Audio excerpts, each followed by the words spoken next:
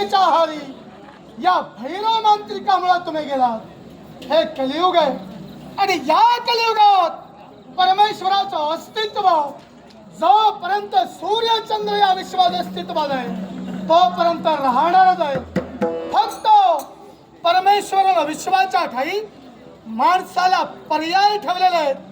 महासती वृंदेनं दिलेल्या शापामुळं या कलियुगाच्या ठाई परमेश्वर सगुण स्वरूपात अवतीर्ण होऊ शकत नाही आणि म्हणूनच मरत मानवासाठी त्यानं दोन पर्याय ठेवलेले आहेत।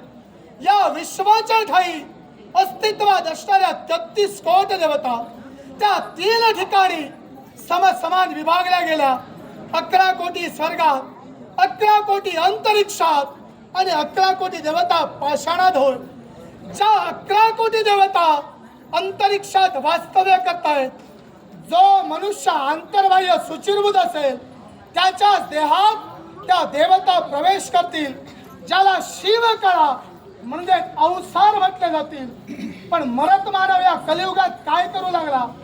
स्वतःचा स्वार्थ पूर्ण करण्यासाठी याच शिवकलेचा उपयोग स्वतःचा स्वार्थ पूर्ण करण्यासाठी करू लागला आणि म्हणूनच परमेश्वरानं दुसरा सतेज पर्याय या कलियुगात ठेवलेला आहे।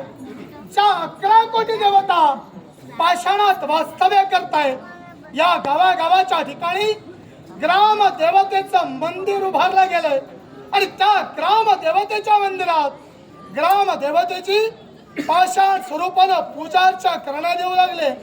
भाविक भक्त आपलं गाराणं घेऊन त्या पाषाणापर्यंत येतील आणि त्याच पाषाणाला कौल म्हणजे प्रसाद लावले जातील।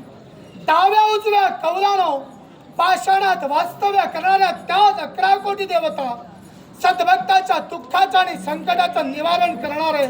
फक्त माणसानं करायला हवं ते का? आपल्या ग्रामदेवतेवर, आपल्या कुलदेवतेवर निस्सीम विश्वास आणि अपार श्रद्धा ठेवायला हवे।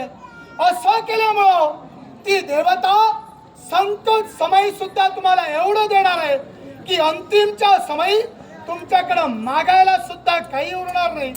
पण या विश्वाच्या ठाई माणूस आता स्वार्थासाठी जगू लागलाय आणि हा स्वार्थ पूर्ण करत असताना माणूस मोक्षाला कधी जाणार नाही, होईल ती फक्त त्याची अधोगती होणार आहे।